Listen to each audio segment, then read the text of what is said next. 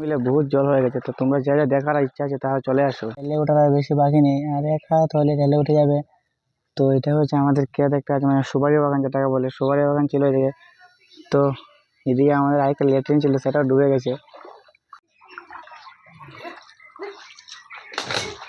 সাধারণ একটা ক্ষেতের মধ্যে দেখো, মানে আডু পানির উপরে আছে সাধারণ একটা ক্ষেতের মধ্যে, রেলের সাইডে ক্ষেতটা আছে। ও আর আমরা বাড়িটা আছে, উঠোনটা বলা হয়। তো দেখতে পাচ্ছেন পুরো জল হয়ে গেছে, ল্যাট্রিন বাথরুম তো নেই, এখানে ডুবে আছে।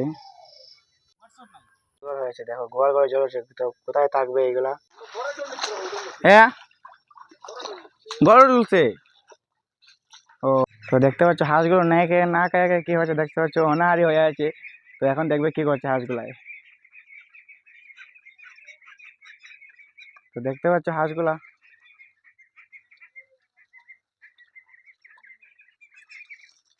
তো দেখতে পাচ্ছ হাঁসগুলা কিরকম মানে জলে দৌড় দিচ্ছে, কিরকম মানে এত কষ্ট করে হাঁসগুলা থাকছে, জীবনযাপন করছে হাঁসগুলাই, দেখতে পাচ্ছ এখানে।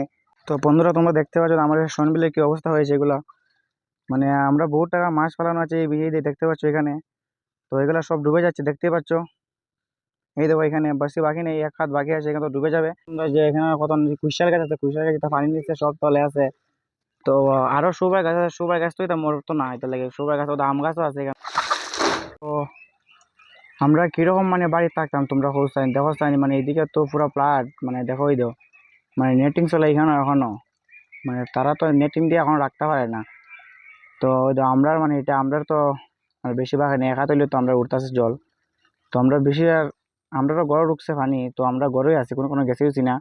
তো এই দেখো এখানে মাছও পর্যন্ত যাইতেছে এইদিকে, তো নেট দিকে আটকাতে পারি না। তো ফল আমরা তো ডুবে গেছে, কেন জল খাইতাম কিরকম। My first blog. তো বন্ধুরা তোমরা দেখতে পাচ্ছ এখানে আমাদের সোনবিলে কি হয়েছে। তো তোমরা দেখছো ওইদিকে কি হয়েছে, এই চলছে দেখুন। তো পুরো ফ্লাড হয়ে গেছে আমাদের সোনবিলে। তো তোমাদেরকে দেখাতে পারছি না নৌকা নিয়ে, তাই জন্য তোমাকে দেখাতে পারছি না ভালো করে এখন। তো এই দেখছেন আমাদের বাড়ি হয়েছে এইটা। তো দেখতে পাচ্ছ জল কিরম পড়ছে, জলে দিয়ে দেখো, মানে জলের নিচটা একদম ইয়ে হয়ে আছে দেখছো।